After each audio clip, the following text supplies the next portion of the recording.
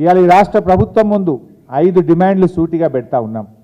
ఈ 5 డిమాండ్లు కూడా మీరు వ్రాతపూర్వకంగా ఇచ్చిన హామీలు, మీరు నిరుద్యోగ యువతీ యువకులకు మీ ఉపన్యాసాలలో ఇచ్చిన హామీలు, ఇవన్నీ కూడా మీరు ప్రజలకు ఇచ్చిన హామీలు అడుగుతున్నాం. మేము కొత్త డిమాండ్లు ఏం పెట్టడం లేదు. డిమాండ్ నెంబర్ 1, గ్రూప్ 1లో 1:100 చొప్పున మెయిన్స్ పరీక్షలకు పిల్లల్ని అనుమతించాలి.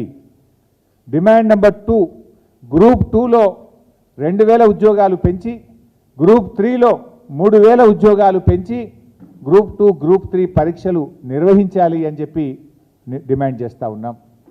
Demand number 3, exam to exam మధ్య 2 నెలల గ్యాప్ ఉండాలని చెప్పి ఆ రోజు మీరు ఇచ్చిన మాటను అమలు చేయాలని, ఇప్పటికే ఇచ్చిన తేదీలు వాటిని మార్చి ఎగ్జామ్ టు ఎగ్జామ్ 2 నెలలు వ్యవధి ఉండే విధంగా ఇచ్చిన మాట నిలుపుకోవాలని చెప్పి డిమాండ్ చేస్తూ ఉన్నాం.